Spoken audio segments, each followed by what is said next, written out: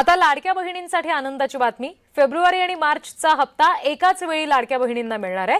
बहिणींच्या खात्यामध्ये 15 एप्रिल पर्यंत पैसे येतील अशी शक्यता आहे।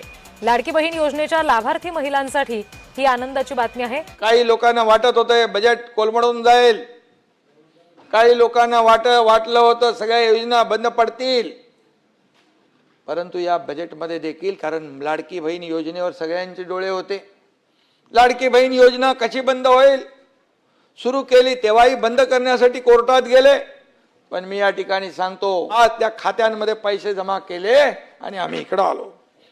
मुख्यमंत्री माझी लाडकी बहीण योजना कुणी माईकाला आला तरी कधी बंद होणार नाही।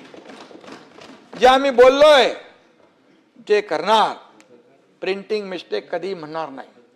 शेतकऱ्यांची कर्जमाफी सांगितली होती, या बजेटमध्ये शेतकऱ्यांची कर्जमाफी करण्याचा निर्णय घेतला। पुण्यश्लोक अहिल्यादेवी होळकर यांच्या नावाने शेतकरी कर्जमाफी योजना सभापती महोदय जाहीर केली। 30 सप्टेंबर 2025 पर्यंत कर्ज थकीत असलेल्या शेतकऱ्यांना 2 लाखापर्यंत कर्ज माफ करण्याचा ऐतिहासिक निर्णय घेतला। बळीराजाला मोठा दिलासा दिला। याशिवाय जे शेतकरी नियमितपणे कर्ज फेड करतात त्यांना प्रोत्साहन देण्यासाठी सरकारकडून 50,000 रुपयापर्यंत प्रोत्साहनपर आर्थिक लाभ देखील देण्यात येणार आहे। मी मुख्यमंत्री असताना 50,000 रुपये प्रोत्साहनपर आर्थिक लाभ आपण राज्यातल्या शेतकऱ्यांना दिला होता। घोषणा कोणी केली होती त्याच्यामध्ये मी जात नाही, परंतु त्याची परतफेड जी आहे 50,000 त्या 2022ला सरकार झाल्यानंतर आम्ही केले। शेवटी शेतकऱ्यांना दिलासा देण्याची आवश्यकता होती।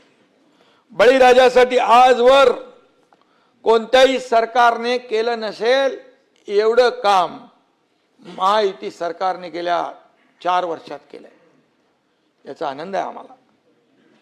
आताच या ठिकाणी मगाशी मी म्हटलं की शेतकरी कधी वाऱ्यावाता अवकाळी पावसामुळे काही ठिकाणी नुकसान होतंय, त्या ठिकाणी पंचनामे होतील। शेतकऱ्यांना कधी वाऱ्यावर सोडलं जाणार नाही, हे शेतकऱ्यांचं सरकार आहे। आणि मी नेहमी सांगतो या महाराष्ट्र राज्याच्या तिजोरीवर सगळ्यात पहिला अधिकार कोणाचा, तो या बळीराजाचा आहे। आम्ही सांगतो आणि त्याच्या मागेही उभे राहतो।